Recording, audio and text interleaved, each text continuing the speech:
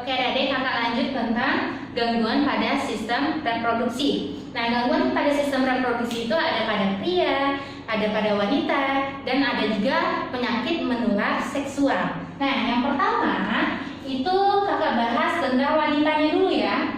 Ada namanya dysmenorrhea. Biasanya ini nyeri haid itu. Jadi kalau wanita lagi menstruasi, dia akan merasakan nyeri. Jadi nama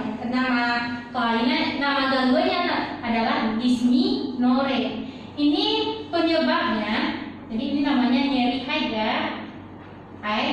Penyebabnya karena hormon prostaglandin meningkat. Nah, hormon ini menyebabkan kontraksi pada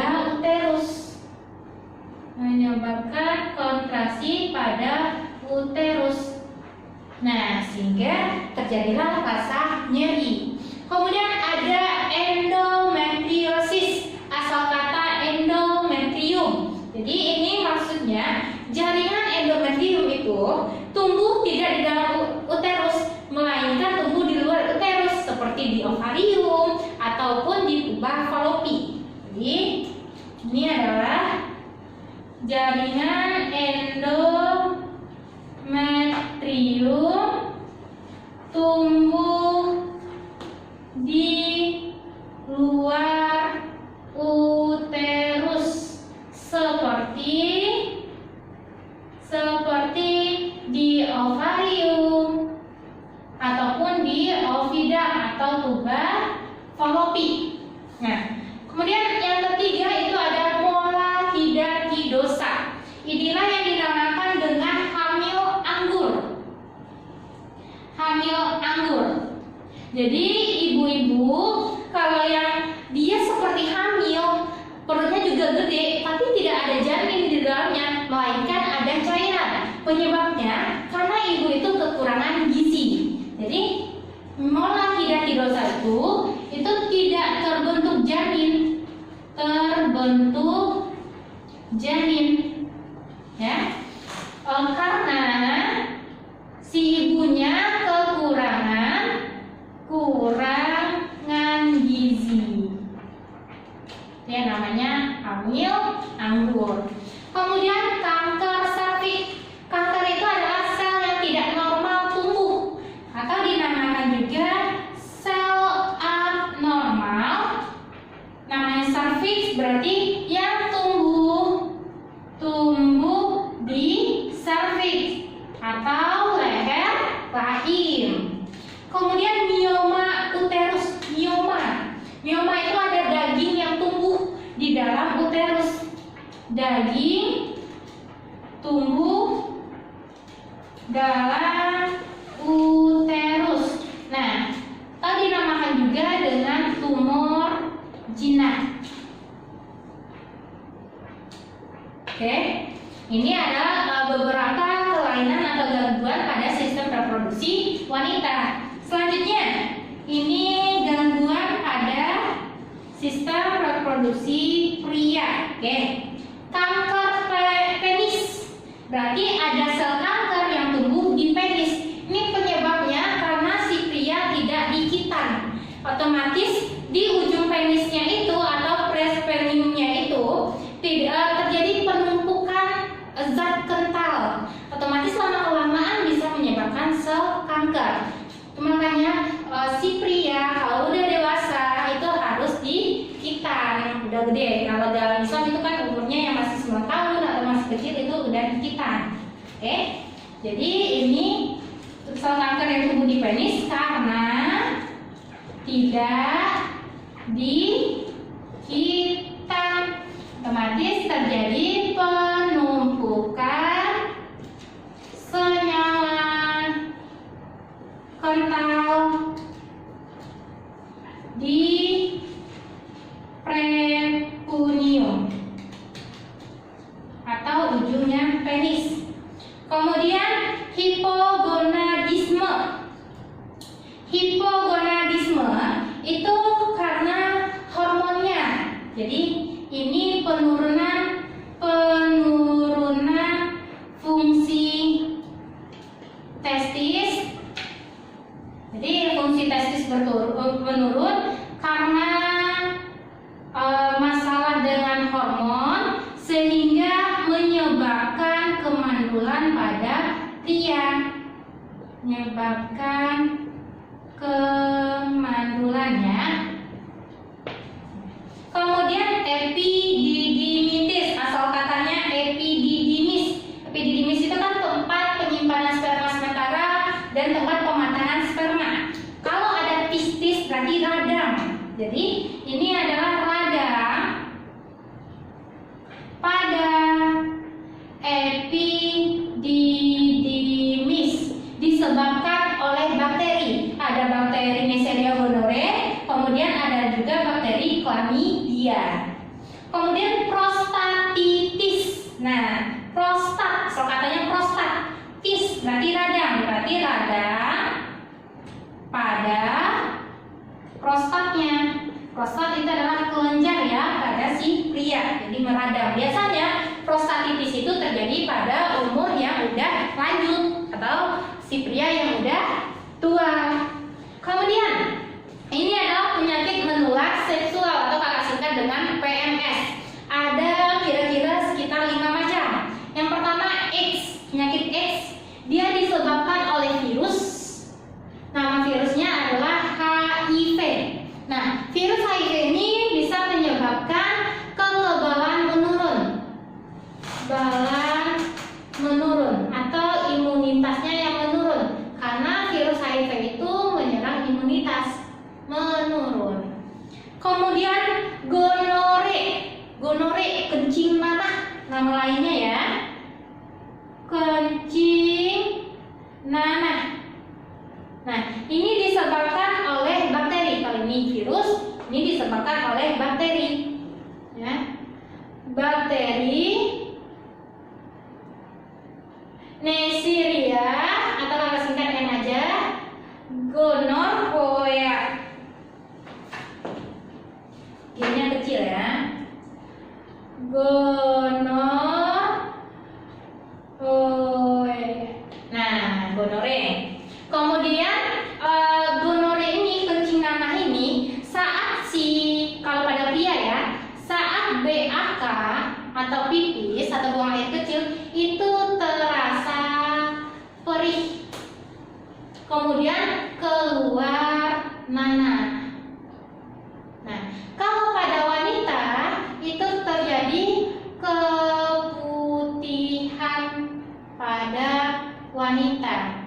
Nah, jika ibu hamil mengalami penyakit gonorrhea saat persalinan, itu bisa menyebabkan kebutaan pada bayi. Jadi, pada ibu hamil, nah, bisa menyebabkan kebutaan bayi. Oke. Sifilis nama penyakitnya adalah raja singa. Nah, ini juga disebabkan oleh bakteri. Nama bakterinya adalah Treponema pallidum. Nah, raja singa. Jadi ini bisa menginfeksi alat kelamin. Nah, jika orang tersebut misalnya menggaruk alat kelaminnya, kemudian bisa juga menularkan ke mulutnya atau ke organ lainnya. Jadi penyakit sifilis itu dia luka tapi tidak perih. Luka tapi tidak perih atau tidak sakit. Nah, bisa menyerang atau merusak otak dan lainnya, dan juga bisa menyebar pada organ lainnya. Oke, jadi itu sifilis atau raja singa.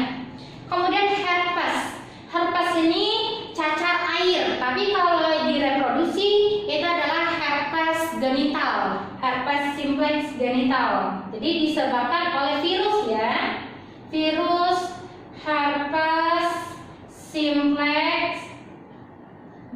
genital 2. Jadi inilah yang menyebabkan herpes. Herpes itu dia juga luka, tapi kayak luka bakar.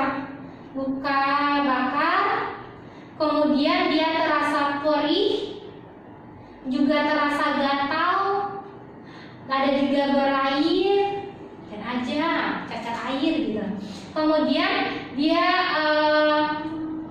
gatal, berair. Kemudian ada juga orang bilang seperti luka melepuh, gitu ya, luka melepuh. Oke. Kemudian keputihan.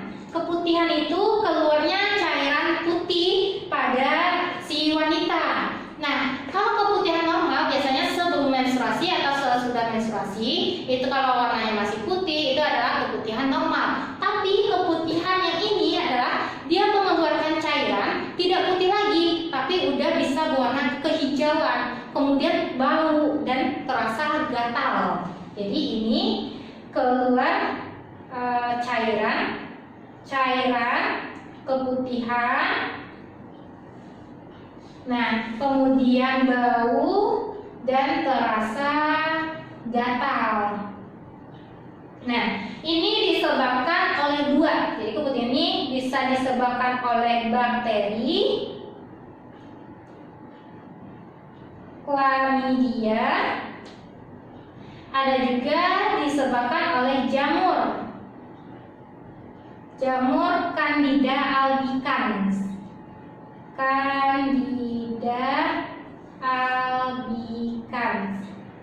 Nah, ini adalah kelainan atau gangguan pada sistem reproduksi. Oke, adik kita lanjut. Nah, ini kakak akan bahas materi terakhir tentang dari sistem reproduksi, yaitu alat kontrasepsi dan KB. Nah, alat kontrasepsi itu ada beberapa macam ya, ada 4 macam. Nah, yang pertama itu ada secara alami. Biasanya kontrasepsi itu secara alami menggunakan sistem kalender.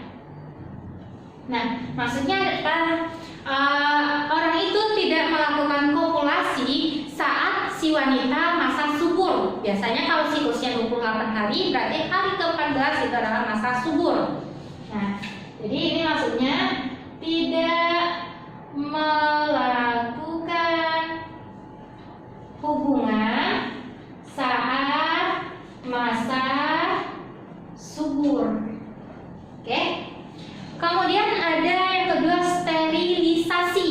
Jadi ini sifatnya alat kontrasepsinya untuk selamanya ya, permanen. Ada vasektomi, ada tubektomi, asal kata vas. Nah, ini terjadi pemotongan atau pengikatan pada vas deferensnya. Jadi ini pemotongan pada vas deferens. Jadi ini pada via ya. Kemudian tubektomi, asal kata tuba. Berarti ini pemotongan atau pengikatan pada tuba falopi. Nah, ini pada wanita ya. Sifatnya ini permanen, nggak bisa lagi kalau kamu punya anak lagi disambung lagi susah ya.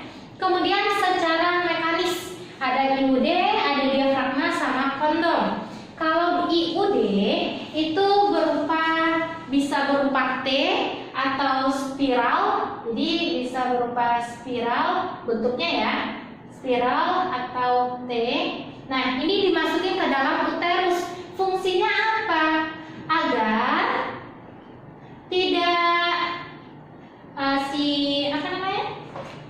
tidak terjadi kehamilan gitu. Tidak terjadi implantasi atau implantasi pada zigot itu. Kemudian diafragma. Diafragma ini dipakai oleh wanita biasanya ya. Nah, ini fungsinya agar mencegah sperma supaya tidak masuk ke uterus.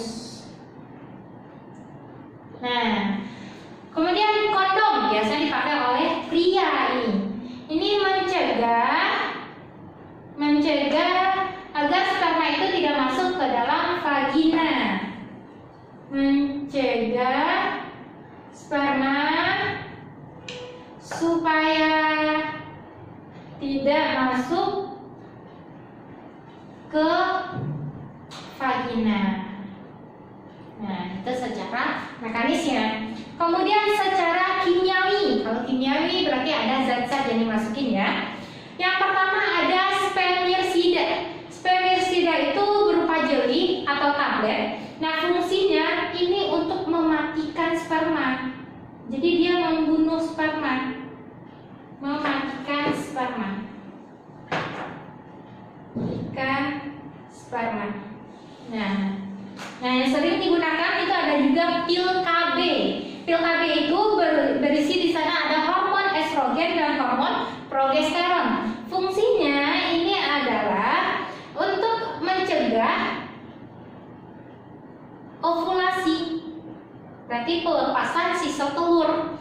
Kemudian ada suntik KB, itu berisi levonorgestrel. Nah, ini fungsinya untuk mencegah ovulasi juga atau menghambat ya, menghambat ovulasi dan juga menghambat pergerakan sperma, memperlambat ya pergerakan sperma.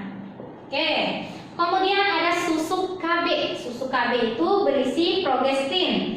Nah, fungsinya juga sama, dia juga menghambat ovulasi. Dan juga dia berfungsi mengentalkan cairan serviks. Jadi cairan yang dikeluarkan wanita itu jadi kental, otomatis sperma juga terhambat untuk masuk. Jadi inilah alat kontrasepsi dan KB. Silakan adik-adik pelajari lagi tentang sistem reproduksi ini. Kemudian pahami lagi yang kakak jelaskan. Jangan lupa like video ini. Kakak tutup dengan assalamualaikum.